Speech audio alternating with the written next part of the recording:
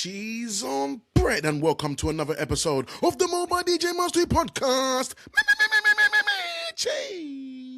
Yes. All right, guys, we're gonna get into this one real quick because we haven't got all day. But anyway, let me quickly tell you what's going on because I think you're gonna catch on. You know how I bang on about meetups and people meeting up and connection and networking and all that type of stuff, right? Because on last week's episode, I had on Joe Reeve, and he does an event called the Creative Meetup. And he hosts events in Leeds, Manchester, and Liverpool. So if you're in any of those regions, make sure you head over to the last episode 63, which is all about building communities and networking. Because guys, I'm telling you, online is fantastic. You don't know, I love it. But the real time, the face-to-face, the talking, the sharing, the shaking hands, the having drinks, the chin wags, that's where the magic happens. And guess what?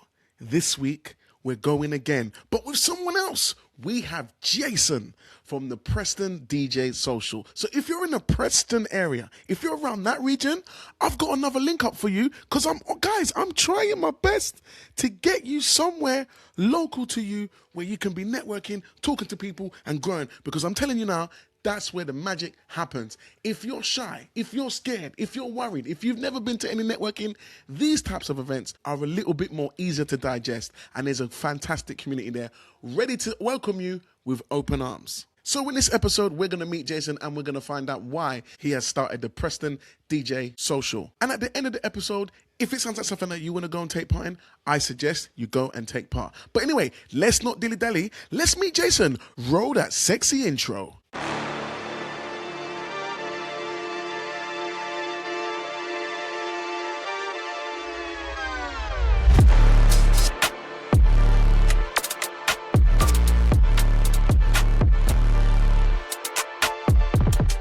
Oh my days, ladies and gentlemen, look who I have beside me. I have the man himself. It's Jason.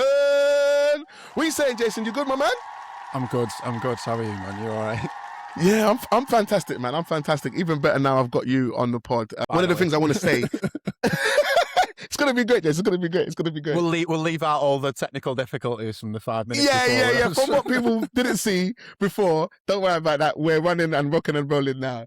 All right, guys. So we have Jason here on the pod, and he is from the Preston DJ Social. It is an amazing event that he does up in Preston, and I really want to shine a light on it and talk about all the different things, that all the benefits and the pros and cons that brings. But before we get into that, I like to start my podcast, Jason, with obviously you as a DJ. What is it that got you into DJing? When did you start? When did your first inspiration start in the whole DJ world? The DJ world. I think with most people's origin stories, it's always, well, my mum and dad always played music growing up around the house, so I'll skip that bit. But it was just like pretty much Northern soul and punk music and dance music. But I think the first memories I really have of the DJ thing, first of all, anyone of my generation from 30 to 35, Kevin and Perry Go Large. That's where you start. Okay. So it's like, yep, that's going to be me. Everyone calls me Kevin anyway. I might as well be a DJ. But it was house parties, to be honest with you. Okay. Probably, I think you said be authentic, but I'm going to have to like maybe take a little bit of this out because I am trying to maintain a professional level. But I've been getting nostalgic recently because I've got some good gigs coming up, and I'm just looking at the journey. I probably started when I was 14 with the DJ. 14. Okay. Yeah, like I've watched videos of Fatboy Slim, watched Tiesto, Sensation White and Sensation Black, and I think it was in Amsterdam. That was like the start of Tomorrowland, and I was aware of these things. But then I just kept going to house parties, and it was like I started in underage drinking. So as you do, as we all did. Yeah. But like not on the park, go around to someone's house. You know what I mean? So it got to the point where classy. Yeah, just someone's mum's not in, just hundreds straight down. It's really classic chaos. Do you know him? No, but I know the mate's cousin's cat. So if we his next door neighbour's best friend. Yeah. So it ended up with like me and my mate. I think we ended up like, oh God, like for 2 years it was like a party every weekend. We'd find somewhere. So we went to pretty much we went to the popular kids parties. We went to the prefects parties. We went to the school from the next door that used to jump over the fence and fight with our like people in our school. We just went to every single party. We just sort of turned up and like, if you bring a couple of beers to bribe people. And it got to the point, do you remember them old Goodman's MP3 players for like 10 quid on Argos? Of course. Yes, Goodman's exactly. Argos, yeah. Yeah. And if you downloaded dodgy stuff from LimeWire that was like half the quality, you could get twice as much on it. So like there'd be horrible, like Tinchy Strider bits and like bits of Jamie and Skepta and all that sort of stuff. And like, so you get as much music on it as possible, turn up to a gig, to a party, should I say. And then if you'd started like playing a couple of tunes because you've been to a few, you knew what the popular tunes were and things like that. So I'd get drunk. I'm not really that social until I've had a couple of drinks. So what I'd end up doing is sort of sitting in the corner a little bit. Like my missus noticed this at a family party the other day. She was like, "You're off. You're not at work tonight, but you sat in the corner playing the tunes for everyone else." And I'm going, right, watch this. I'll get them up over there. And that's what I used to do as a kid. And like, you try and work everything out. So yeah, like, a lad came over to me and he was like, "You're pretty good at this. Like, you know what you're doing. We should probably teach you to DJ." So he was a new lad at my school, but he knew another lad who was at my school. And he's like, he was a DJ. His dad was a DJ. His dad's brother was a DJ. His brother was a DJ. And also like, his dad's brother's son was also a DJ. So a full family of DJs. Wow, okay. And they were like, "Come round." It was a shed in his back garden. It's called the Millennium Shed. Love that. Yeah. And it was like back on CDs. So I used to go around, used to try and mix. Obviously, I couldn't mix a tin of paint at the time. Absolutely awful. But he taught me the ropes of like phrasing, dub, mixed vocal over vocal, the very fundamentals that still to this day I see isn't really. I still see people making those mistakes. I'm like, I'm so fortunate that was instilled in me from the start, from the get-go. Yeah. But also, I think the great thing was, because his dad was a DJ, the entire shed was full of vinyl. So you get stuff off like Data Records or, oh God, what was the one with the like, the roulette label? Music Sounds Better With You on it. Oh God, I couldn't tell you. Like, when you chuck a ball in it and it spins around. Like the circle. Oh, yeah. I can't remember the record. Vinyl heads are going to kill me for that, actually. It's one of the biggest labels out there. Yeah, you should know this. Oh my God. But they're all based on like 80s and 70s funk records. So like Jordan's daddy taught me, he had the collection. So he'd go, "Oh, you're playing that, are you?" And then he'd come over and go, "Right, check this out." And then put the original sample on. So not only was I getting taught the fundamentals of DJing, I also got taught the roots of the samples of things like that. Yes. Yeah. The originals. Yeah. Such an education, and I was really grateful for it. But also, now I could DJ, I could get into more house parties. So for a price of a crate of beer and taxi money and a couple of plus ones, people would like ring you up and they go, "Oh right, you DJ that party and it was good, and I'm like quite social anxious and I need to make myself like popular and buy a load of friends essentially. Will you come round and DJ me party?" Yeah, absolutely. So I remember a couple of like, one of the sketchiest ones. It's chaos. It was like, so I knew the lads. I knew it. Fuck God, I am professional now, but this is the roots of where it started. No, but these are the best stories. I'm telling you, these are the best ones. But go. Let's hear it. So it was like, I think it was. There's an area around Preston, and it's a bit rough and ready, but it's Deepdale. It's just near the football stand. Yeah. And so the lad I knew, his auntie said, "Oh, you can have a house party at my house." But you know when it's like someone says, "Oh, I'm having a party," and everyone goes, "We could probably get away with taking piss here." So about 100 people rock up. I'm DJing. Within the first hour, it's rammed downstairs. Everyone's going absolutely crazy. I remember playing inside someone's house, like in the living room type thing. Yeah. But not even like it wasn't. So right. So what I'd do is if I went round, I'd also be like, take everything out that's breakable. Right, take a room, take all the stuff out, and put all the fragile goods. Yeah. That's somewhere. It. I didn't even realize. Like, so I'm big into my music history, but apparently that's the thing that used to be done, like at rent parties or blues dances, where you basically strip the place out and you put it in one room so that you minimise. But I got that from design technology in A-level. Then you do your A levels, do a risk assessment. It's like take all the fragile stuff out. Let's make this as safe as possible. But get your nan's pottery out of the way. That kettle, that can go. Like, you don't want that busted. And then strip the place. Carpet stays down, that's fine. So, like, place is stripped, but it's rammed. Like, everyone, like, the couch is in another room. It's like, this room's just for dancing. And I remember looking at it. Do you remember Major Lazer? Yes. God. That's how I, but it was like, that's how I like it. The, like, Yeah. the, Oh, okay. Yeah. That's how I like it. That one. And I was just like, I remember that playing. That was a And banger. it was a banger, but it's like, it's been remixed so many different times and you forget that was such a good version. I played it the other week and I was like, this is great. And everyone's like, anyway, you're going to have to watch me for going off on a tangent. But I just remember it looking up and everyone's like, like batting the lights off the roof and it's just swinging like that. And then obviously because it's loud, I've got these big speakers on this like antique table with no rubber things on the bottom. So like I can see them moving around and scratching this really nice table. I'm like, fucking hell, we're going to get in trouble. Anyway, it's bang at door. Obviously, like lads at local area have heard this going on, going, can we come into your house party? And they're like, the lad's like, no, you can't. Panics, locks the door. So then they're like, next news, things starts getting just buzzed at the window. So I'd gone with two of my mates and then two girls that we knew. But the auntie, I think, was a stoner. So I think they were upstairs having a joint. Mm-hmm. So then this is not, I meant to really. No, keep going, bro. This is the real raw stories. So not much people will be able to relate to this, but keep going. But we're in absolute panic. But I'm about 14 at this point, but it's absolute chaos and panic. So then I'm like, they're going to get in. I've got all this equipment. So we've been there for 45 minutes.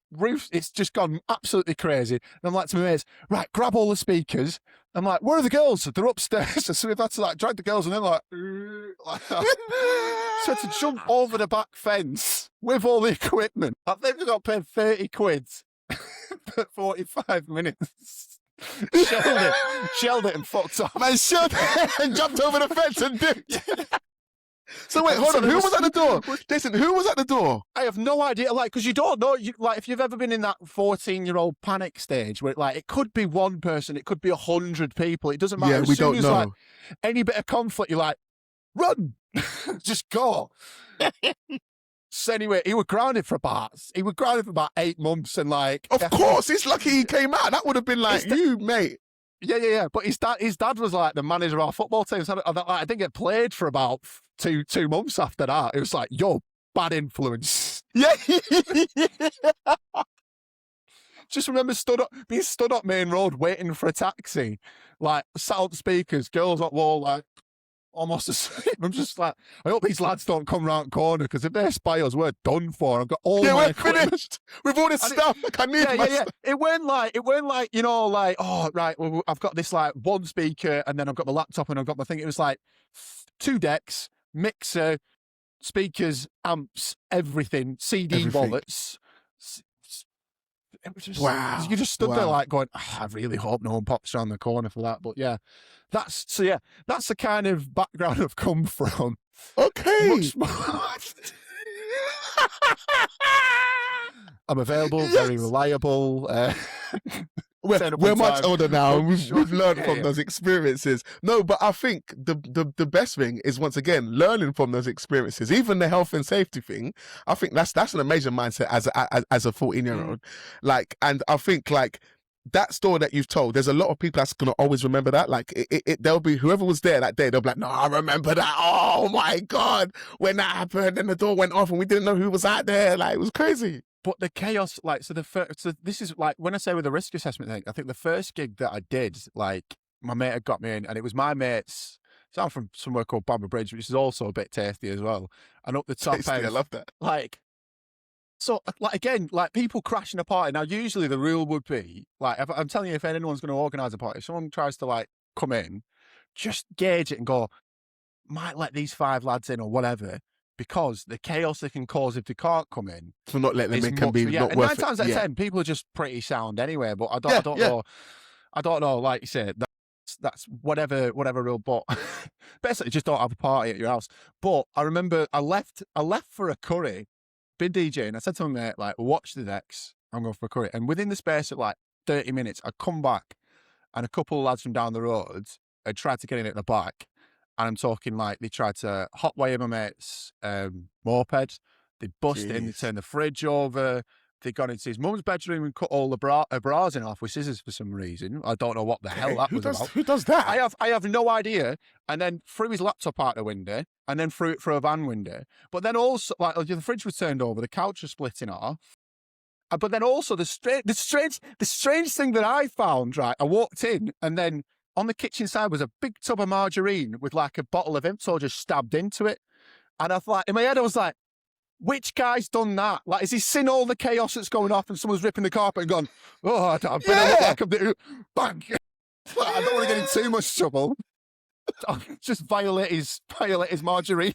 Yeah, it's margarine. Leave that in there. I'm like, yeah, have some of that. Listen, this sounds like absolute chaos, man. This sounds like the absolute chaos, man. So when you were saying about when the dad was teaching to DJ because he saw that you had something in you, like you knew how to play music. So before you was DJing, was you just using the MP3 player to was you just like a selector type thing, and then you started learning to DJ? Is that what you're saying? I think pretty much, like you say. I think because you go to enough parties and you like different crowds, you know yourself, different crowds require different things and different energy. Correct. Mm-hmm. And it was just I don't know, like you said, I think I'm a bit of an oddball, so I'll stand on the outside and observe rather than get stuck in the thick of it. Once I've had a few beers, I can pretend I've got a personality, you know what I mean? But like, so I just used to watch, and it was interesting because like I think when there was like a social hierarchy of like say like school classes or whatever where people are like trying to look cool, no one put their own music on. Whereas you go to like there was a group of mates that I had who were like just trying to get their head down and do the schoolwork, but also a bit rough around the edges, wanted to do it a bit daring, but getting a bit of trouble. But like I've not take the mick, you know what I mean? Like I'm trying to do something, but also, but you go to those parties and like some of them are prefects and stuff like that. But the music was much more eclectic and much more open because they were more. I felt myself it was much more of a cohesive friendship group. Nice. So when you find that trust in people and that collective togetherness, there's much more openness to new things. And like that's me retrospectively looking at it. You know what I mean? At the time, I'm just like, this is great. Like this is fantastic. I love Pendulum and I love Dizzy Rascal and I love Jason Status and I love The Prodigy. This is great. You know what I mean? MIA Paper Planes, all that sort of stuff. It's like like the peak of the best music at that time, Block Party. You're just like, oh, this is great. But then you go to other parties and it's like, it's a mix of different music. And so it just, but then like you go to another one and then someone turns up with like, Mum and Dad got this Ministry of Sound disco CD. I'm like, cool, I like disco, stick that on. Yeah. So it's just, I think this is to bring it full circle to what I'm doing at the moment. It's like, I did all that up until I was 18. And then when I got into nightclubs, I dropped all the party organising and I just went on to the DJing. And what I feel like I'm doing now, because this is why this is in my conscious at the moment, it's like, I've been looking back and I'm like, I forgot to keep throwing parties and I forgot to keep bringing people together. I relied on other people to bring it together. And since I started bringing people together in a way that I feel is beneficial, I've been enjoying it much more. Like I can't stop. I'm wearing so many different hats at the moment. Don't get wrong, half of them don't pay me any money, but I'm just like, you're just charged up. You're like, this is a return to that chaos. Obviously, I'm a bit more older, a bit more respectful now. I understand things a bit more. I've done a bit of reading, watched a couple of documentaries. I'm like, okay, like that was okay. That wasn't. I like that spirit, but I don't like that execution. Let's just try and, because at the end of the day, like, I think we were talking about like before about like social media and bringing people together. I think the DJ's always been, if you look at the roots of what it was, it's an orchestrator of like a social space. Yeah, like a gathering. Yeah. Essentially that. And like, it's only when in the 90s when you get Fatboy Slim or Tiesto where it becomes the superstar DJ where everyone's coming to watch that one person. Yeah. But if you go back to like Mancuso, or if you go back to like Levan, or the Warehouse in Chicago, or like Danny Ramplin at Shoom, or like so many different examples. It's like, and it's not necessarily that you can be the technically best DJ at that point. You know what I mean? It's like, you create a room, you create a group of people, and then the music paints over the feeling, and then that feeling is attached to. And no matter what documentary you watch, they always say, like, I felt lonely and I felt like I didn't have a place to belong until I walked through that room. And that's why that music resonates. And then people go, that's making a lot of money. Copy, absolutely useless. And then people go, that's shit. I'm going to make something brand new over here. And then it just repeats infinitum. Keeps on going. Yeah, keeps going. It's fantastic to just read through all that. You're just like, oh God, I get to be involved in this. You know what I mean? Hey, it's terrible, but it's I feel great. So then, from when you was 18, when did you get like your first paid booking? When did you get like your first? Because I'm guessing you went from house parties, you went into the club scene. I'm guessing, right? So I mean, my first paid gig was, oh God, I just got a horrible flashback that you don't need to know. I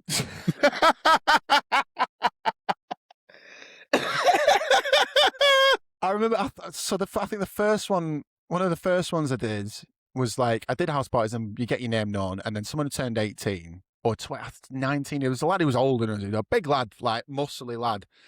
I keep telling you these stories, but I remember DJing on like a little table in like a social club, you know, like gold glitter down the back. Yeah. And then he did his speech, but he was hammered, so he just got completely naked. And then for some reason, like, tucked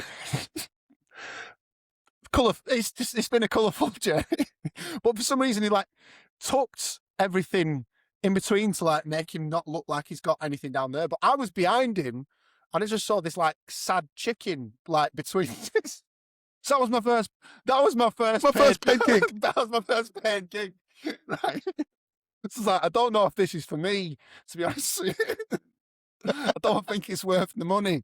This didn't seem. This is not what I signed up for. Do you know? No. So that would have been like one of my first official like paid in a place where it was legal to sort of do it. I think to get into the clubs, I was 17. So I was 17. There's a competition at a place called Squires in Preston, and it was a Luminar venue. And my mate who taught me to DJ, who'd already won a competition at a place called Rooms. Do you remember the Bounce by the Ounce videos? The guy who does the gurning face, the bold lad. Oh yeah. I've seen that. Went viral loads of times. Yeah. No way. What? No, it's not. I was gonna say, Jess. I was gonna be like, is that your dad? No, mate. I saw him at a rave, and I was like, nice to see me dad out. And everyone was like, oh right, yeah, you're doing something. I was like, fuck, it's just a joke. But anyway, that's where that video was filmed. That's in Preston. So like, just putting us on the map there. Yeah. Yeah, because Manchester sort of just claimed it a little bit. I was like, no, that was actually at Rooms nightclub in Preston. But yeah, my mate, he got in a competition there, and he had like a full beard. He used to play rugby for Wigan Rugby Club, so he was a bench big lad. Yeah, he got that gig there for a competition. He was working there as 17. No one asked because he looked about 25. Then there was a competition at Squires, which was run by Smirnoff, and I think the first prize was a set of BCM in Magaluf. So it was like the local heats. There was a heat in Leeds, and then I think he went, because I think was it Oceana or something? Was a flagship club at some time? Yeah, super club. So that was so that was there was 2 heats in Preston. Then there was that, and then you go off to BCM, right? Mm-hmm. He entered that competition at Squires. I entered and emailed. I said, "Look, I'm 17. Can I get involved?" And they went, "Absolutely fucking not." So I was like, "Oh, well, that's the end of that dream." So my mate, who was like my mentor at the time, was like, "What are you doing? Just reapply to the other one that's at Lava and Ignite, which is also Luminar venue. Do it there." So I went in, didn't tell them. I remember walking in with my CD, I had 2 CDs and my headphones, and I walked up to the door and went, "Oh, hey, you all right?" And they went, "What do you want?" I was like, "I'm the DJ for the competition." They went, "Right, go in." And I was like, "Okay, right." Like never, just like, bearing in mind I've been rejected like a couple months before for having a fake ID. Yeah, so I went in, did that competition, got through. Then I got through to the heats, the local heats. And I remember having an argument with a lad when I got in there, or a disagreement, and we were on about Dizzy Rascal. And I was like, he's a sellout because he used to do grime and now he's doing pop records. And this bloke was like, look, that young man's doing what he needs to do to make his dreams come true. And I was like, no, you need integrity. You need to stick to your guns and you need to make sure that you have a legacy. And da. Anyway, managed to piss him off. His name was Mark Freejack and he was one of the judges for the competition. So I was off to a great start. But he's like, round here, he's quite like a local old school legend. Yeah, he's but known. That was our first interaction. So I went in and I did the competition, and I remember being really nervous. I did the whole thing, and then like my big sort of finale was like I mixed on 3 decks, like on CD at the same time. So I was like, that was my big thing. So I was like, everyone was like, you've definitely won that. Yeah, you're going through. Now, yeah, you've done 3 deck mixing. Yeah, that's it. Because it was a bit, and I was like, I was so young compared to some of the other DJs that were doing it. Yeah, so they're seeing a young guy doing stuff that a lot of people was doing back then as well. Yeah. So like, I remember. But the room was like, it's 1,000 capacity. You know what I mean? So to go to, you know what I mean? Like it was a big, it weren't full, but it was like, it was filling up, you know what I mean? So in my head, it's rap, but like it probably wasn't that good. All my mates are at front like going, yeah, go on, Jason, show them. So like, now Freejack explains it as, he got the mic, he went, and then the manager from Squires came in and went, that's that 17-year-old lad who tried to apply for Squires. He's not old enough and he's drinking and he's DJing. You need to disqualify him. So Freejack allegedly is about to go, the winner is Jason. And then Dave Beveridge grabs him and goes, he's fucking 17, don't let him win. So then he goes, the winner is this guy. Now, whether he's done that to massage my ego, because there was another lad who won. So like, I don't want to be, I was very bitter about it for a long while. For a long time, yeah. And also it caused a bit of tension because if you win a competition and some little gobshites going, I actually won it, you know. So yeah, I don't know if Freejack was like trying to sort us out. But anyway, flash forward when I was 18, the last day of my college exams, and I didn't want to go to university because I kept falling asleep in class, and I was just like, bright boy. No, yeah, bright lad, but doesn't apply himself enough is basically what it was. And God, I'm talking about myself too much here. But yeah, so when I got the job in Lava, Freejack walked through and he went, oh, you're that lad who got disqualified. I was like, yeah, I'm one of it. It's like, come to Rock FM, that's why I work. Come for a brew, we'll have a chat. And then from there, he sort of just took me under his wing and he just taught me. I sat there and I was like, this guy's playing in the main room. He's playing on Rock FM, which is like a huge, I think it's Bauer Radio for the Northwest. Yeah, the big stations. It was a big thing at the time, but I didn't really know who he was. Like, I knew what Rock FM was, but I sort of maybe heard of Freejack. So I sat in there and he's just like, he'd go, right, well, that was Beats International, Dub Be Good to Me. And then he turned around to me after he's finished his link and he'd go, his name's actually Norman Cook. He's also known as Fatboy Slim. He used to be in the House Martins. The bass line is from Clash, from a Clash record. It was on this vinyl. It was released in this year. It was released on this record. I was like, and I'd sit there and I'm like, fuck, this is the level that this lad's at. If I want to be anywhere near that, I really need to start brushing up and like knowing my history. So if it wasn't for like, there's a chain of stance that's led me to get into this, and I was very fortunate for some of the, like, looking back now at where I'm at, to see the you know what I mean, the little connections. You just the little things, the little dots. Yeah, joining the dots. Yeah. So like, and it's like I've only saw recent. It's only in my recent memory because like I'm doing a gig with him soon, and I was like flipping out. Yeah, I remember he was the one who sort of like showed me all this stuff and just gave me that extra. Don't remember, I'd always been listening to trance, always listened to the Cree manuals, I've been listening to Ministry of Sound. That's what my mum had brought me up on, and Gatecrasher and all this sort of stuff. But like, to have someone really walk me through everything. But then he also had like this sideways look at like all the rap scene and the other, like Beastie Boys and like Public Enemy and just everything, and lots like, of musical education by the sounds of it. Yeah. And he had like for Beach Boys and stuff like that. And then like at the time, I'm like, Beach Boys, but then you look back and you go, oh right, yeah. So they were like really instrumental in sort of production techniques, and it's all connected, and it all runs through each other. And like, I'm thankful that was there from not only from Freejack, but my mum and dad. Like, if I was young and I was like, I'm not going to bed, they're like, right, well, if you're staying up, you're watching what we're fucking watching. So it was around the times of like Elvis CD came out, so it's documentaries on Elvis, documentaries on Ray Charles because of the Ray Charles biopic that came out, documentaries on Johnny Cash. So like, I was a 12-year-old kid who was massively into Johnny Cash, and my brother loved Elvis. Like, we were a very weird group as a family, but it's like, it's the love and the passion, and I still have that. And I think every DJ, I think if not to be giving out gems of information, but for any DJ that's trying to get into it, I'd just say fall in love with it, because you have such a prejudice to what you're playing because you can only play that. But just learn it all, and eventually you'll be able to mix it all, and then you can grow. You know what I mean? Like, no one just likes house music. You know what I mean? Nah. No, you have to. It's funny you say that, because even with myself, like, I've gone through so many different changes in terms of what music I play, and I started on garage. I was an old school garage DJ, because that's when the whole DJ and the MC sort of stuff started, and then grime sort of started to come in, so I started doing some of the grime stuff, and then when I started similar to you, started doing house parties. But then when you're doing house parties, you can't play garage and grime all night. You need to have some other stuff. So then I started going to HMV and getting some hip hop and some R&B, some Beyonce and some Sean Paul, some like an eclectic, like you say, an eclectic way of music. And then I started doing open format, because then I became an open format DJ, playing all different types of genres. Then I went into, I've done, strict house nights, then started doing club nights, started doing love drum and bass. Jungle is one of my early stompers as well.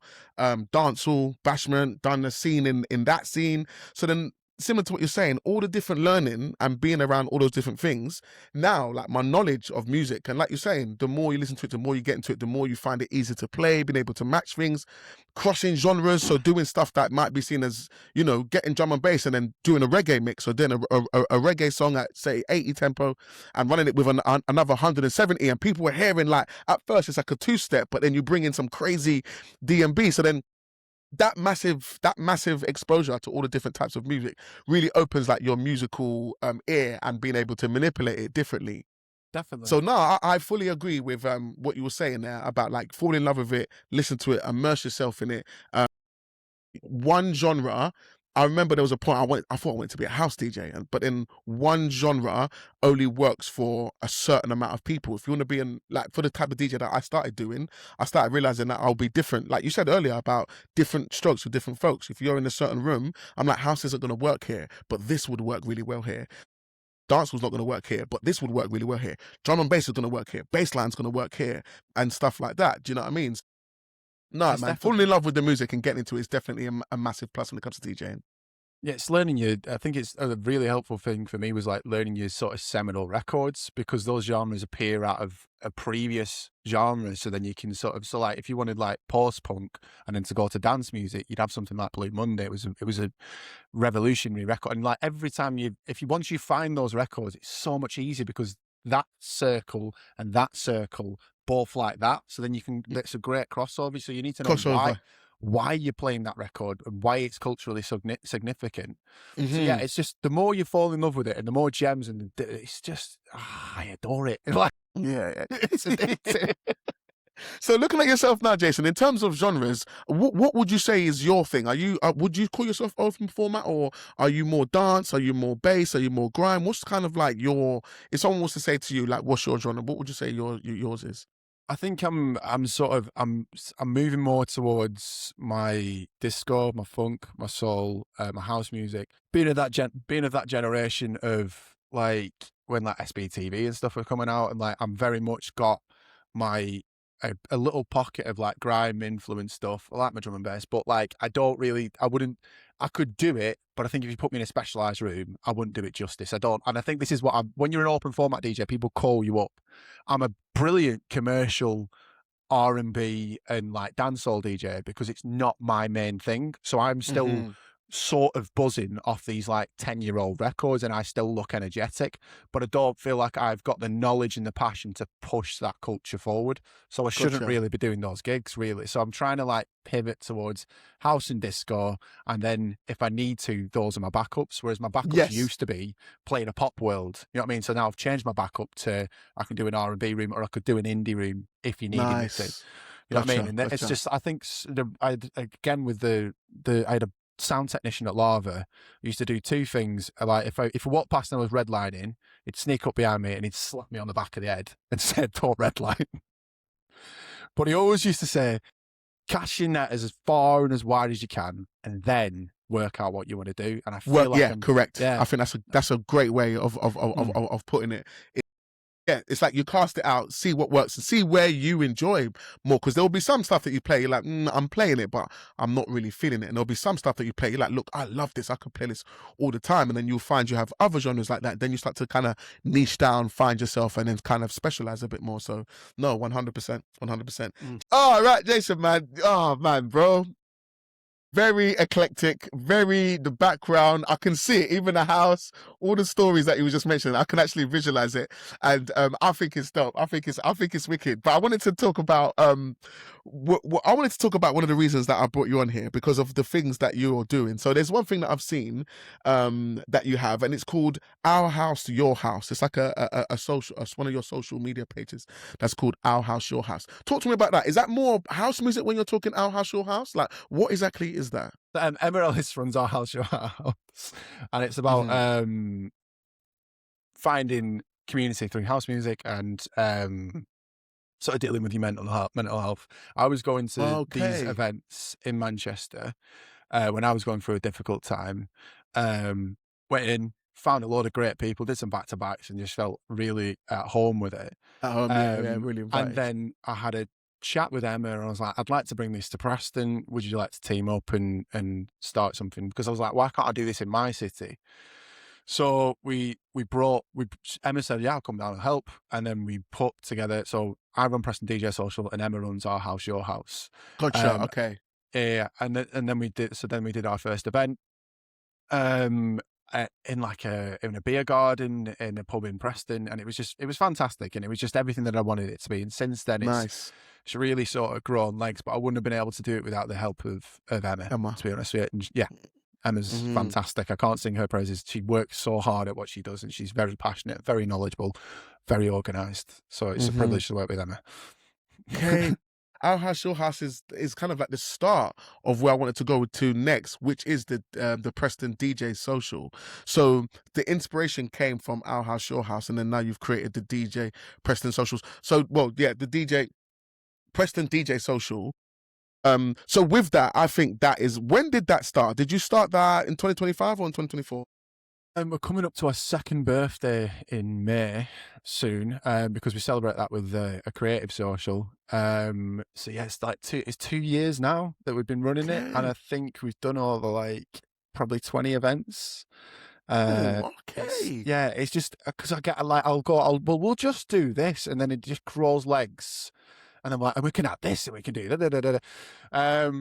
But yeah, it's been really good to just see the community grow from what we first were to probably 8 people turning up, and then to get to the point where we've developed regulars and people who are chatting to each other, checking in on each other, building friendships, doing gigs together, getting the first gigs, and it's sort of 2 prongs. So we have Emma's very mental health focused. We're very mental health focused, and that's our initial main focus, and it's still at the core of everything that we do. But because we live in and I don't think anyone is going to care about where I'm from, which is Preston, but I think quite a few people live in small towns and small cities, and you do find this just across the country, you do find this void of culture and community that is sort of sucked in by surrounding big cities.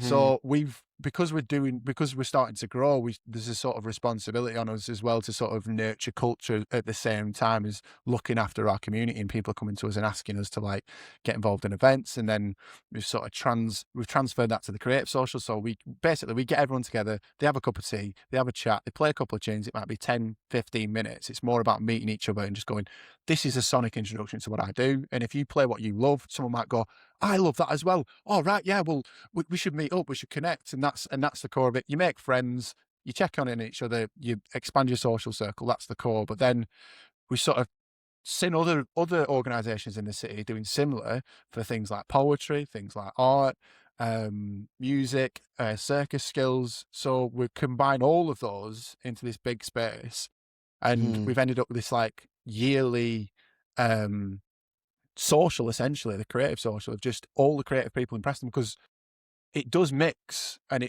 everyone helps each other out. You know what I mean? To There's generate there's a culture and identity. there- there's a lot of crossover because I think Mm. like with DJing is a creative skill. Same with, you know, music, art, photography. It's all creative stuff.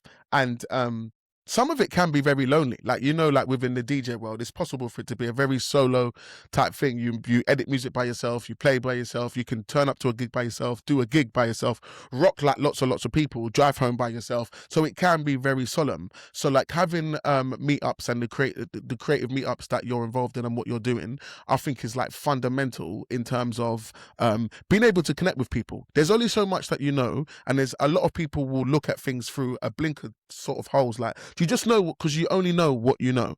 But then when you start meeting other people, that can open your vision as to what is possible, what other people are doing, some things that you can take, some things that you can help others with, and having those kind of having those people around you, or having those kind of meetups regularly, I think it doesn't matter what creative you are, it can fully help and elevate your business, like you're saying, grow your social. You don't have to be alone anymore, other people to lean on, advice, tips, tricks, all those different kind of things, and lots of things can grow from that, similar to like you're saying. So if you was not to go to our house, your house, the Preston DJ Social probably wouldn't have been here today. Do you know what I mean? So go into those things, grows other things, and I'm sure with what you've started, things have grown from there, which you might not be aware of because you're focused on the Preston DJ Social. But I'm sure people have met and now they've started something maybe online or a Twitch stream or whatever it may be, and it's kind of grown from there, man. That's I think like anyone who's doing events like this, we have to shine lights on that, and that's one of the major points what I wanted to bring on today is like shining a light on what you're doing, how you're doing it, the mental health awareness of it as well. So important. It definitely gets overlooked, and it's something that we need to kind of like think about more. So with your thing, it's like, so you meet up. Let's just talk about, so if someone's like they're hearing this and they want a bit more clarity on exactly what the Preston DJ Social is, if they was to come, what is it that they can expect? How does it run? What's the regularity? What's the timings? Just give us a bit of background about exactly how the Preston DJ Social runs and what it looks like. So at the core of it, we're sort of a peer-to-peer support group, and so we run for 4 hours. You turn up. First 2 slots are like 20 minutes just to set the tone. So if you turn up early, we'll probably stick you on first. Have a cup of tea, have something to eat, have a natter. If you're coming on your own, you can message us ahead. We'll check in with you. Sick. Once we've had a chat with you and it's like, oh, I'm into this, I'm doing this, I've been doing it this long, I'll introduce you to a couple of people, have a natter. Yeah, and the sort of core of it is to, like, I think, because when I was going through my mental health struggles, once I left counselling, I had this sort of list of things to do, and one of them was like improve my social circle, and it's something that I think men especially really struggle with. I think obviously everyone can struggle with it, but you do have to make a concerted effort, and it's difficult. And I'd gone through. I went to like dance classes. I went to like chess, painting, Love drawing. that. You know what I mean? I love that. Yeah, but I was useless. I was surrounded by like women, mums, and I'm 6'6", and I'm just at a rhythm. I've got rhythm, and I can move spontaneously. I'm off the cuff. But if you tell me what to do and when to do it, I'm just it's not gonna happen. It's not gonna happen. Can't put me in a box, man. No, I'm sorry. But yeah, so it's sometimes you just have to try a few different things to do it, and like the DJ Social really helped me, and I was like, right, well, if there's people in a similar minded position, because like you said, like the late nights, the weekends that you have to give up, weddings, birthdays, anniversaries, so much stuff, and it's so much like stuff, yeah. You're off the beaten track of everybody else. No one like you're always insecure because people's like, all right, and does that pay full time sort of thing when you have a conversation? You know what I mean? It's like there's only if you've lived it, you understand it, but if you don't, it's very difficult sometimes. So sometimes it's nice to have that community. So people sort of meet and bond over these things, these interests, and go off and do their own things and build their own little communities and little events and stuff like that. We work closely with, we've had stalls in from like Lancashire Mind and Cedar House, which is local counselling place around our end, and Andy's Man Club. Emma's just negotiated deals with Festival Angels. So we're trying to align ourselves with these mental health organisations to sort of like bridge that shorten that touch point. Because if you are Yeah, I like. in a difficult position and you come to us, it's like, if we can just, if you're struggling, I mean, just go, have you thought about this or have you thought about that? But and also on top of that, myself and Emma are mental health first aid trained, so it's like the community and the group of people is there, but we're trying to like just bring in the proximity of help if someone requires it. But If someone like, requires it, yeah, you can signpost yeah, them to someone that you're already working with. but it's difficult, and it's like you say, we just I don't know if you've seen on our page that Alex, one of our members, took his life a month ago, and like that No was. way, Jason, you're lying. No way, man. No, that was because that's a difficult thing. We sort of like, so now we've gone into like peer-to-peer groups. We had one sort of just to check in with everyone, but his friends have come, and then we said we'd organise another one, and it's just, it really puts things into perspective, and you Yeah, like think everyone's dealing with a lot of feelings at the moment over it, because it's like yeah, I mean, personally, there's a lot of responsibility, because I'm like, you feel like you've missed someone, and it's gone through the cracks. You go yeah, through those yeah, different stages of grief, of like a frustration, and yeah, just trying to problem solve, trying to be like, oh, I'll fix it through this way. And then like, I think when we did the chat, to sit and then actually sit with a feeling is I think a lot of people in the industry, and it might be a generalization, but people, sometimes you can be dragged forward by this thing that's quite almost toxic, like this need to succeed, this need to drive, rather yeah, than love. yeah, And like, sometimes when you can't move forward, that thing's locked in a room with you, and it can turn on you. You know what I yeah, mean? So it's yeah, like, it's yeah. difficult. So you try and get away from sitting with that feeling, because it's difficult to do it. So you just throw yourself into work. So Mm-hmm, mm-hmm. it's there's been a lot around it, and it's I think potential as well, because Alex, I'll be honest with you, I didn't know Alex intimately enough, like, as I'd like to have done, but I remember we'd done back-to-backs and stuff like that, and you really got an energy off him, and he was fucking hard work to get off the decks, you know what I mean? It was like, he was really passionate about what he did. He loved Every it. time he Yeah, he come, loved it. it just come 100% in, so you're like, it's just like, how was that happened? Yeah, yeah, yeah, But then yeah, it's yeah. like, everyone's sort of getting to know each other, and it's like, all right, well, I would have rang Alex to do this thing this week, and I think that's the thing that everyone's kind of struggling with. It's such a, this is probably the closest suicide's come to me. Yeah, inside Someone's taken their your own life has circle. come to me. Yeah, Yeah, yeah, yeah, yeah. yeah. But like, say, I'm not even the closest to it, because of Alex's family and things like that. It's a very, yeah, it's a tough one.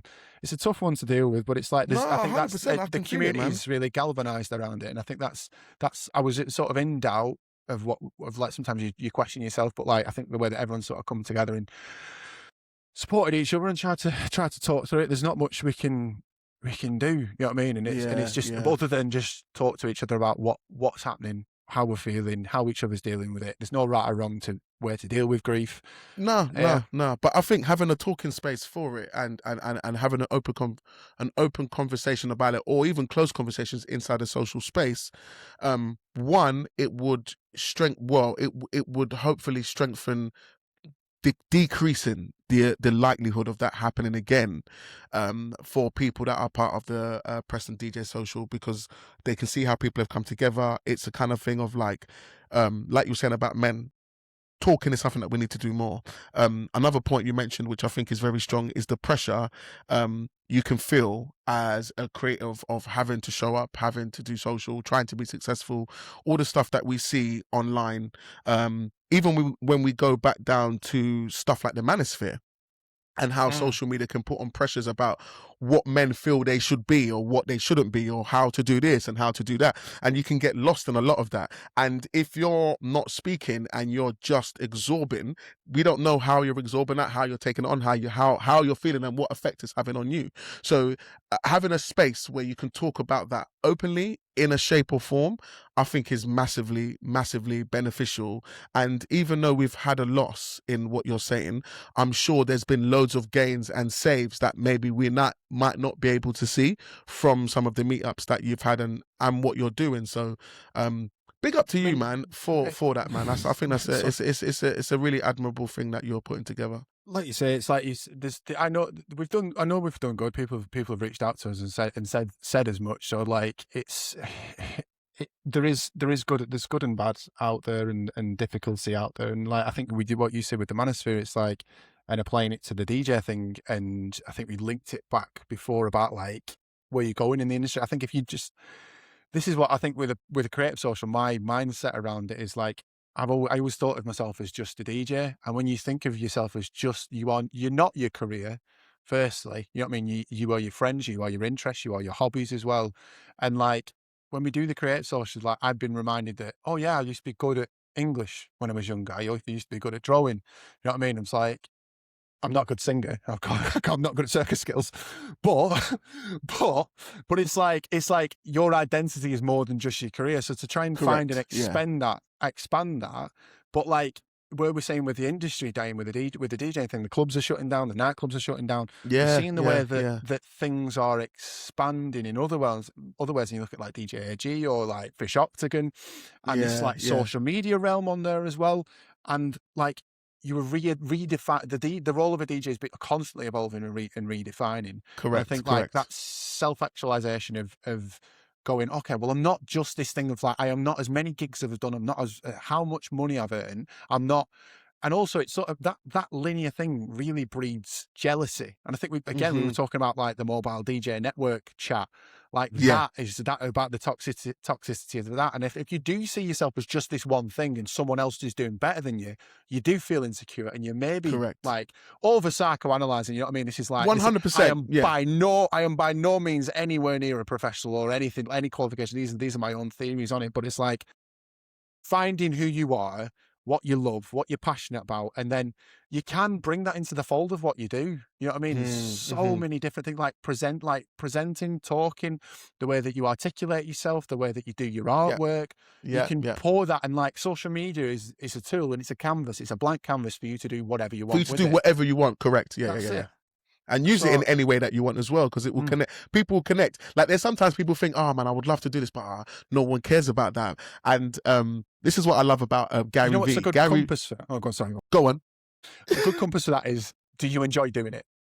Doesn't matter if anyone cares, just do it. Doesn't matter if anyone, Do you like doing it? And if the answer is yes, there's others out there. Like, and that's one thing I think internet, that social media is really good for. And one of Gary V's things is like, you can make something out of nothing. You can build a community out of anything. One of the things he talks about is like, he loves to go to like jumble sales and buy Pokemon cards. Do you know what I mean? And then when he's talking about Pokemon cards, he's got a channel and it's got so many followers. Like we all know Pokemon cards are big, regardless of what you think. Like Pokemon cards are massive, and if you was to have a channel and just talk about Pokemon cards, believe it or not, within a year you probably have over 15, 25, 30,000 followers, people that love Pokemon cards just like you, like man, I've got this, I got that.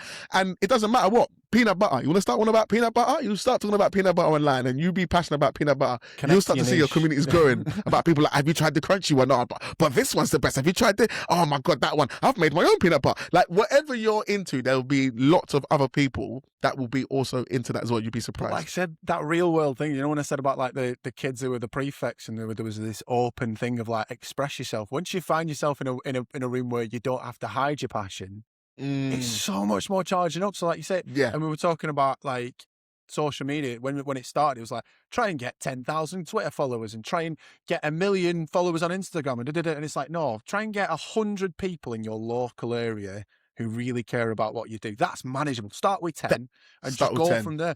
And that's it. And then once you get them in that space and they find a place where they're brought together, they'll appreciate it and they'll be happy about it. And you feel pride and love for what they're doing, because it's like, instead of being like, I've got my head down, I'm going, I need to get all these gigs.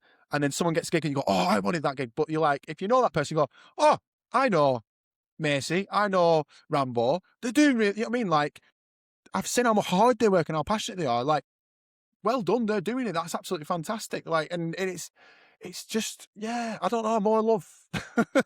Really cheesy, but more love. Because you spend so much time being like, or me personally, I really had a chip on my shoulder for a long time of just trying to just be like, doing the most gigs I could in a year, and like getting annoyed when other people were getting opportunities, and it's wasted energy. So like, But in terms of that, let's quickly talk about that chip on your shoulder that you had. Where do you think it stems from, Jason? Where do you think that sort of because I think a lot of DJs go through, I think once again, a lot of creatives kind of go through it. Where do you think that sort of stems from? Do you think it's like the whole trying to be what we see as successful? Like if we're looking at like, David Guetta and all these big kind of guys and we want to all get to the top, where do you think that sort of mindset stems from? I mean, so there's a cultural link, like you say, with like what you're looking at. So if you're looking at like David Guetta or Tiesto or whoever it is, it's like usually you're inspired by those. But if you see someone, so David Guetta is a prime example because like at the time when David Guetta was big, I didn't really respect a lot of his music. Mm-hmm. So then you end up jealous of this unattainable thing that's up there, and that again, that's poison.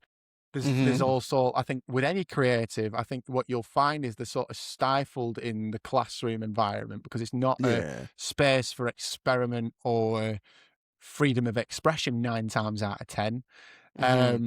Then you have what's going on at home. So then, like, if your parents are particularly strict, if someone compounds on you that any negativity, then that can affect how you see yourself. And then you go, all right, well, that teacher doesn't like me, so then I'm not passionate about this. Whereas a bit of a pat on the back and go, well done, you're doing really well. You're like, oh, this is my favorite subject, and it's a very strange thing, and you're very fickle as a youngster. And then you look at the people around you, and then there's so many different factors. But I think definitely just having one string to your bow and defining yourself as this one thing, and then you define other people as only that one thing, and you only see that one thing that they're doing, then you start to measure like that. Whereas if you see yourself as a rounded human being with a multitude of skills and attributes, and you nurture those attributes, then you find a sense of self-worth in just who you are. And it can be a lot of different things. You might be good at cooking, you might be a really good friend, you might be really empathic, you might be a passionate reader, or you might be really into your like history or whatever, anything.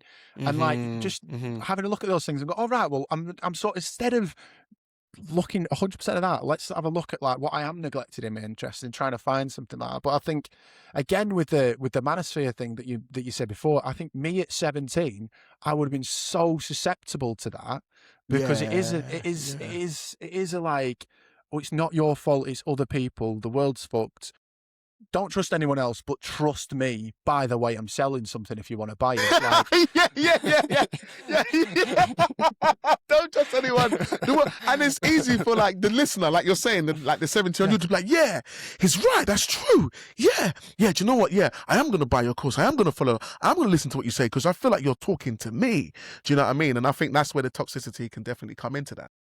It's like it's potent and it's rife through a lot of different aspects of society. Of like, if you're feeling down, someone goes, all right, well, rather than introspect or face or get acquainted with the reality of your situation fully and face some difficult questions. I'm not saying everyone that goes to any sort of emotional driven reaction is in some way insecure and incapable of introspection, but like it's a very it's a good pitch.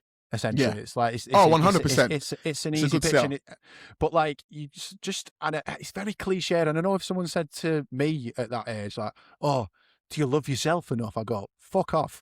But like, but it really is. It really is because you sort of like generate this skin to protect yourself from these perceived threats, and then you carry that skin into situations where it's not necessarily needed sometimes, and you are a bit more abrasive and you are a bit more forward with things, and it's but there's no right or wrong answer of which way to do it, because you can be like that and be successful as well. But 100%. You can be completely open and honest, and you can still be a bad friend or a partner, you know what I mean? There's 100 different ways to do it, but it's like you get to work it out. Like that's what you're here for. It's all chaos and pointless, and we're just a load of bags of meat on a spinning rock with some water in it. Like it doesn't, you know what I mean? And you just go, I know what I'm here to DJ. I'm here to work in these big capacity clubs, and then I'm going to play some other people's records, and that's my only purpose. Like, so I'm getting really preachy, but like just have a sit outside for a bit, you know what I mean? Have a bit of a ponder. No, I think your belly button.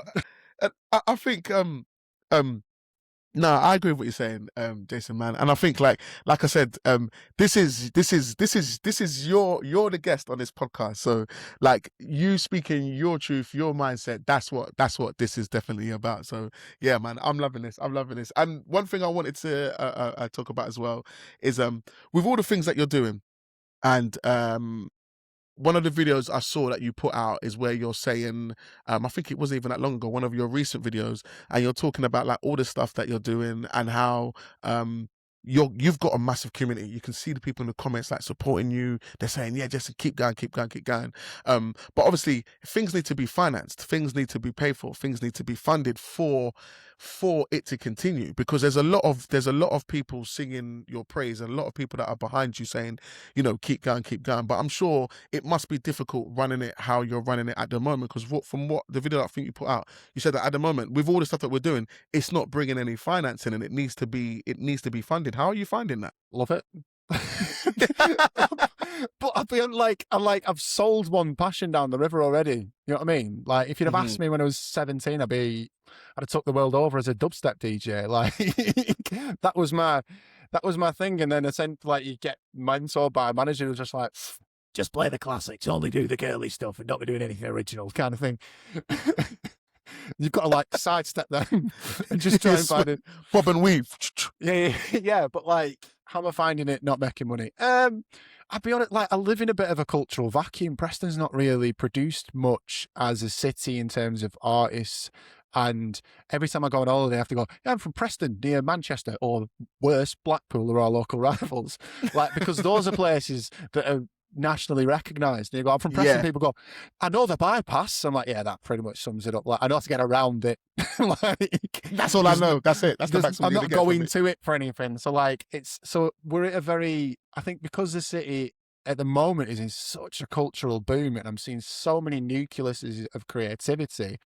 Just to be, and we did the International Women's Day event the other day, and I said to one of the people who were organising it, I was like, this is probably the best it's going to get. This, like, everyone's pulling together, everyone's doing stuff for free and off their own back, and like that generates like a need for passion and love rather than how much you're going to pay me. So then, like, you know what I mean, and how much you're going to put in. Like, everyone who's there is just really scraping it together.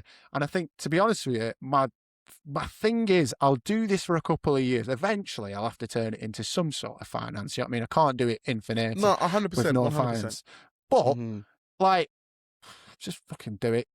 Like, because eventually like, wouldn't it be great if a band or like a DJ emerged or a producer emerged and went, oh yeah, I started and like I met such and such a body at Preston DJ Social. You know what I mean? And like, from the ego perspective, I get to be the guy in the documentary who goes, yeah, we met at this. And then I get to sit in the chair and go, yeah, well, I said, you know what I mean? Like that. Yeah. I'm pretty happy with that. You know what I mean? Like, I can drive. I'm eating all right. Like, it's doing enough. And then, like, I'm a fucking professional DJ. Like, it's good enough. Like, don't know, it's taking time at the moment out of it. I'm not earning as much, but I can afford to not really do it because I've been doing it for 15 years.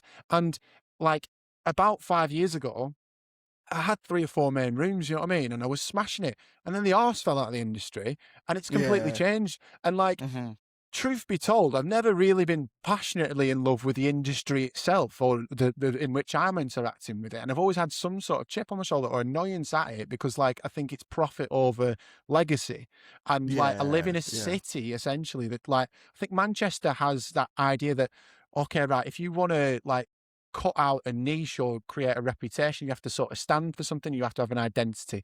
Not only that, like, you and others have the possibility to do what historically other people in the city have done and go on and conquer the world.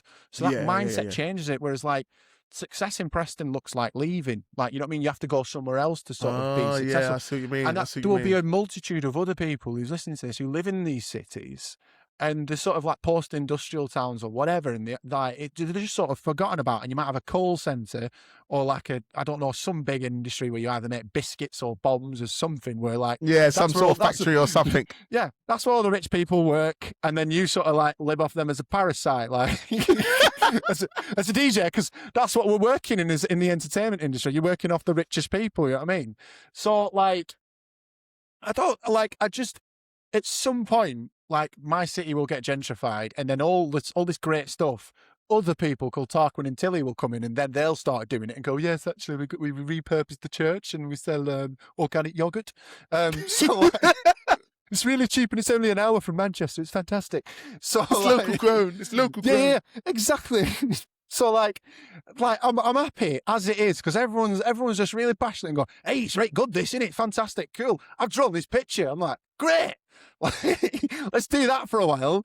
And then eventually, like, you know what I mean, something will happen and things are happening for me at the moment off the back of it because I've been a DJ for 15 years, nothing specifically happened, but because I'm doing other things, my names get passed in different circles. Yeah. Then like, and I back myself technically, like I always have, and it's always been my obsession to be the best technical DJ that I have. But like, that's the other thing, your opportunities and why people book you are related to a whole list of other different things. Yeah. So it's like, I think that's payment enough for me. You know what I mean? I'm doing all right off that. I've seemed to be moving into different circles. So that's interesting. And it's a new, it's an adventure. Because I can't be, no student wants to see a 40-year-old club DJ. You know what I mean? Like, and I don't want to do it. Like, Yeah. Eventually it'll change. You know what I mean? And like, so I'm just like, okay, well, what's the next? Because I'm keeping an eye on what's the next chapter. I want to be an event DJ. I want to be a festival DJ. I've been doing that stuff. You know what I mean? I'm really proud that like, I used to listen to Craig Charles on the radio, and our family used to go for nights out to go and see him as a family night out. I've supported him. You know what I mean? And like, other names that I could name drop that I'm really excited about, but I'm not like, I'm doing all right. So it's like, this is, I've not felt this burning passion and this energy and this charge up for so long. And it's like, it's not going to make me, this is basically my allotment for now. Yeah. I like that. I love that. That's a really good way of putting it. That's your allotment. This is your time aside that you're putting in and you're getting different things from out of it. So it kind of undermines all the business advice I just gave. No, but I think the main thing is a why. You got to have a why. Do you know what I mean? You got to have a why, and that's what kind of keeps you going. It's quite similar, and that's why I said there's so many similarities, Jason, because it's the same like with this podcast that I do myself. This is great, by the way. I've seen some clips. There's some really. Pat Mulligan was a great one that I saw. Yeah, Pat one. His one was a good one. It got a lot of interaction. And Pat is a one. He's happy to speak his mind. Like if people like it or don't, and that's why I loved having him on because he's gonna speak what he's. It's not gonna be. He's like I don't care what people think, and that's what I want. I want and having him on, and obviously he's a veteran. Like he's an old school veteran, so he's got like wide stories. He's been around, so he can definitely give off so many tips and tricks from things that he's learned, things that he's other people that he's helped, people that's helped him. He's very happy to share. And there's loads of people that have come on. And the podcast, same reason, is like one of the things when I came into the mobile DJ world, because I've done, like you're saying, clubs, festivals, and all that was my past world. But once I came into the mobile DJ world, I started seeing a lot of like there was a stigma about mobile DJs, especially wedding DJs in particular, where it's not cool to be that. And I'm like, no, but it is cool. I'm doing it now, and this is really good. This is good. I'm making a decent amount of income. Like I've got a sustainable business. Like this is actually good. Like we can make this better. But I just feel like some education would help a lot of people do better. So how can I help myself while also helping others? And it's like bringing lots of people on to talk about their things because everyone's different. Everyone picks up different things from different people. So having lots of different people on the show, even bringing you on today and what we've spoken about is a different element. But it's going to be a lot of people that will still connect with it because like you said, there's a lot of people listening that are in some of those rural towns and they might look at some of the stuff that I'm doing and be like, I want to be like you. I want to get to like where you're going. And what I love is what I'm doing is that with where I DJ everywhere. So I'm trying to show people that there is opportunities. There's opportunities all about the place. If you've got a love for music, you've got a little DJ setup and you've got a car, you can actually make this happen. Like you can, this can definitely work for you. It don't have to be weddings or it don't have to be any, like, you know what I mean? There's something like it's so moldable and adaptable to what you're like you say. As a creative, you have to have multiple streams of income anyway. Like anything that's adjacent to what you're passionate about and where you're widening your passions and things like that. But like, it's like 200 quid for a controller. You can get record box and you can stream all like the biggest dance music. How fucking amazing is that? Like, so like if you are in a position or if you are surrounded by people who need somewhere to dance, you can do it and you can provide that for them. You don't have to be good at it. David Mancuso, which is like, he's one of like the formative fathers of what dance music is today, he set up a house party after the Stonewall Rebellion because all the places kept getting raided by the police. So he put a party in his house and he couldn't mix very well. He was terrible at it. He'd play full records, but he had a philosophy and he had an interest. And like the DJs, Frankie Knuckles, Larry Levan, oh God, every big DJ that you can think of went to those house parties and they credit him for what he's done. That could be you. You know what I mean? Yeah. Like, and you advertise through social media, like the potential is endless. Endless. Like, just do it. Tell him again, like, Jason. Like, is it Elijah who was saying that? Like, the industry has changed.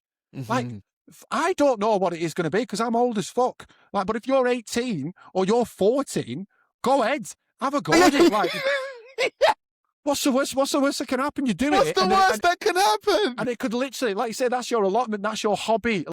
Your hobby might become your full-time job, but if you're passionate about it and you love it, you'll keep doing it just because of the love. But don't forget, don't get caught up in just the social media side and the like chasing the gigs and chasing the money. Yeah, and all that's well. I mean, Jessica, I'm going to do it for a while because you got to win. But like, do whatever your path is. Remember, there's people around you. Like, I was so naive because I was like, oh, I need fans, but I was like, I had about 10, 20 people at one time who would like come to my gigs, who would listen to my mixes, and they were my mates. Like, that's who your fans are. Your fans are your mates. And then it gets bigger because then it grows from there. Yeah. When you're doing a gig, they back you there, and then other people like stand next to your mates and they go, "This guy's sick," and they big you up. And then like that's your super fans thing, the book super fans, and it's just like that's your nucleus, that's your sellers. Find your mates, buy a controller, play some tunes, take over the world, or just do it just to cheer yourself up and your mates.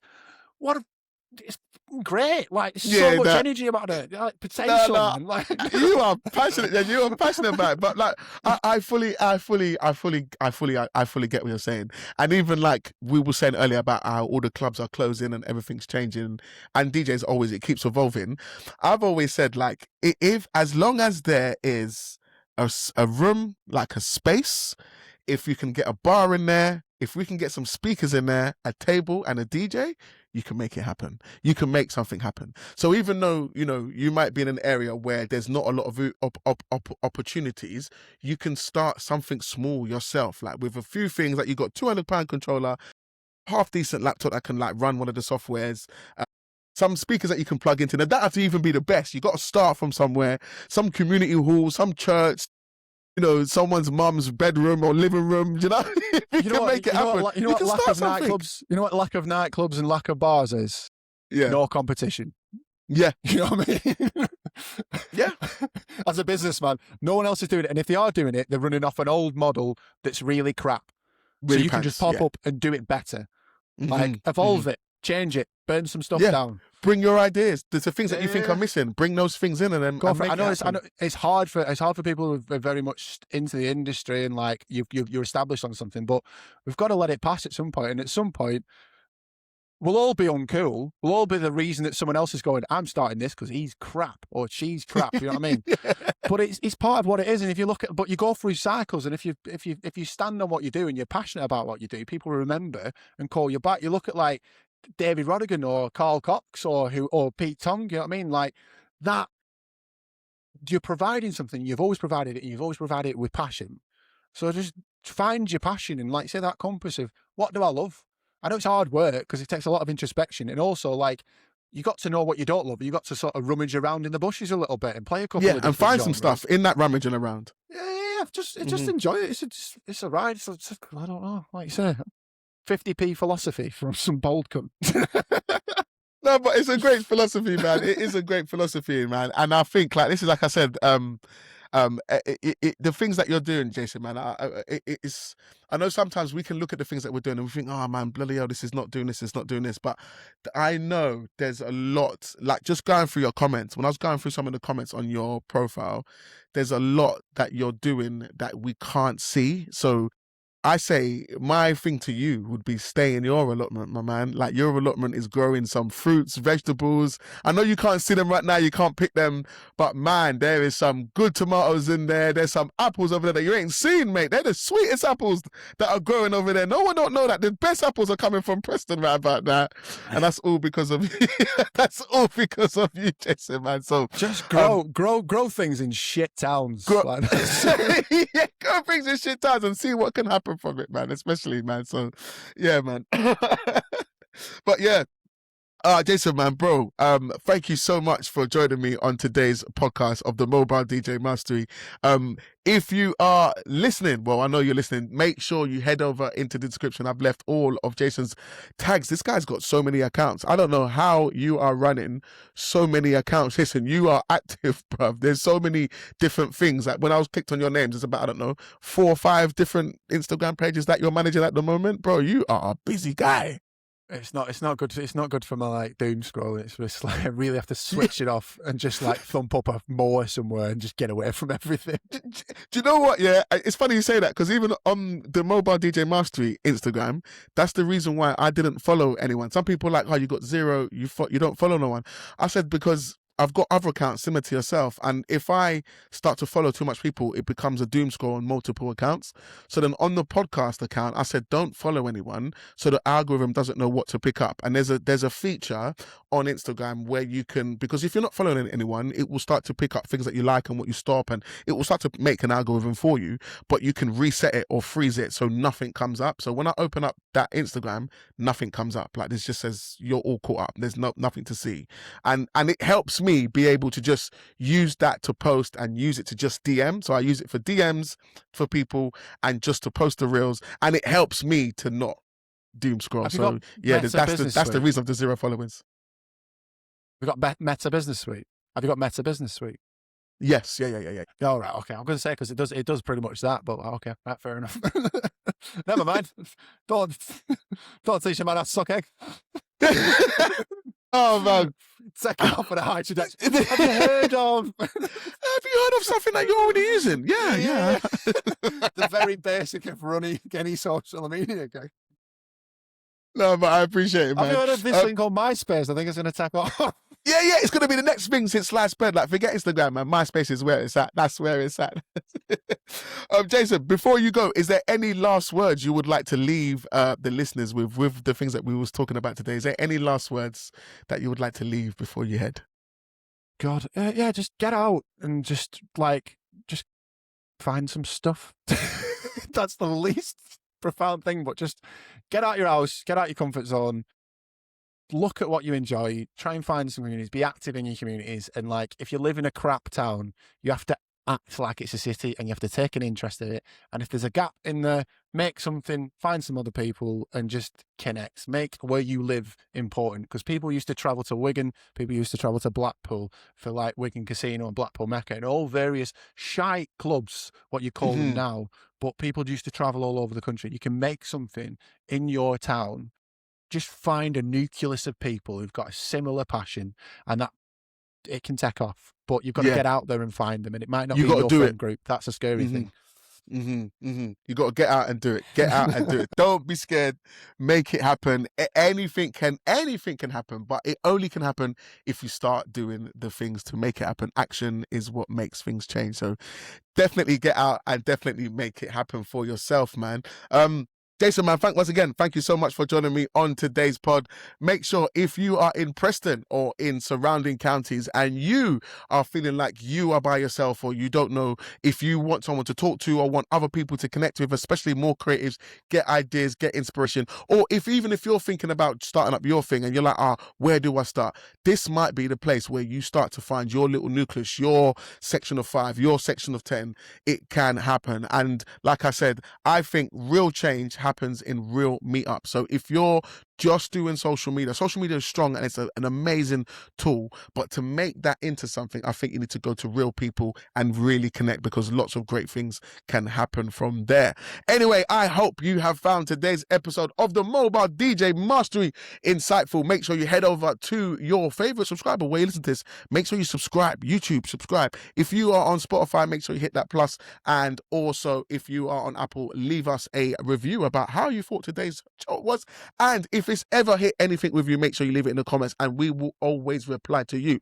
Other than that, whatever you're doing this weekend, make sure you go and smash those gigs, show those clients why it is that they booked you, or whoever it is that you're DJing for. Go and do a stone job. Get content of your work so you can repost and hopefully get more content, more gigs, and grow your business. Other than that, guys, I'll catch you same place, same time next week on the Mobile DJ Mastery Podcast for some more gems. Cheese, and we are out. Smooth, very smooth.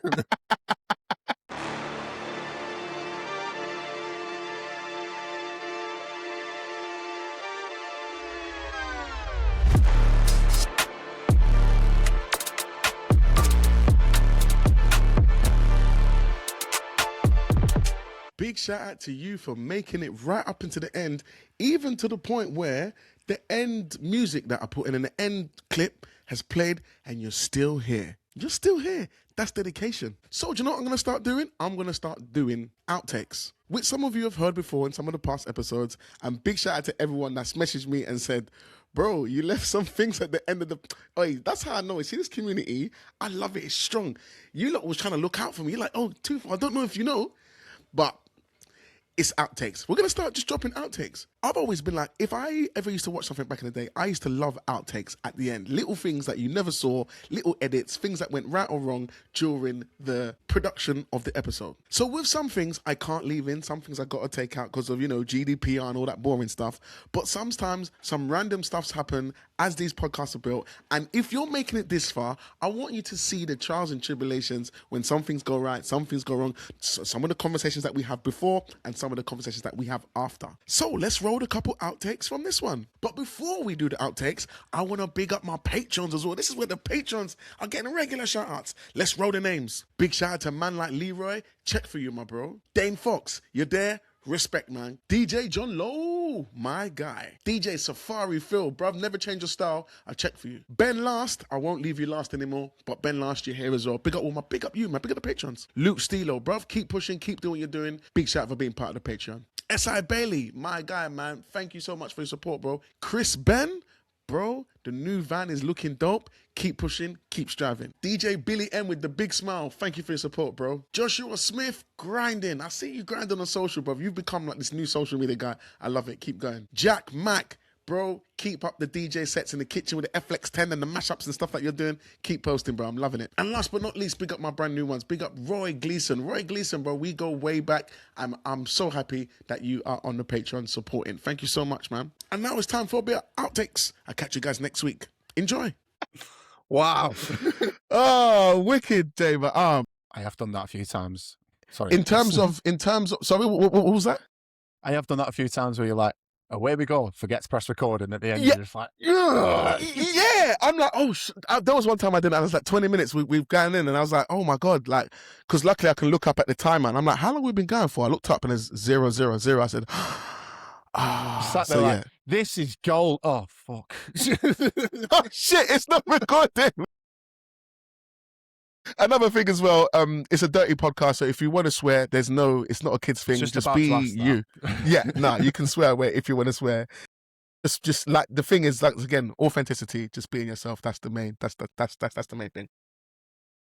Okay, let's rock and roll. Okay, so Jason, what do you want me to call you? Do you want me to just call you Jason, or do you want me to call you by your DJ name? Jason is my DJ name. Yes, right. I've got another name. But yeah, we'll leave that for now because it's confusing.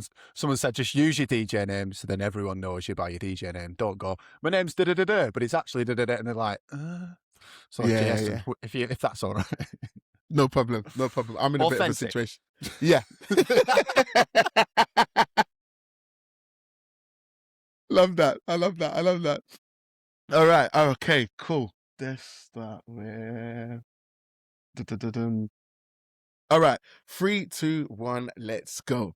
Jason, quickly, I'm going to quickly pause for a second. With your camera, you're very high to the top. Can we, are you using your laptop? Yeah, the Yes, other right way, now. the other way. A bit more the other way. Yeah. That's actually perfect. Yeah. Sounds good. Yeah, That's sorry. that's the one. Is this because I That's the one. like look taller than you? Is that what it is? Yeah. No, but on the edits, when I make the reels, the text is hard to put there's like a, the social media stuff, like you need that gap there and your eyes need Got there. some The text needs prime real estate here. You can stick it over there. Just putting the caption right across his forehead. Just on the forehead. No.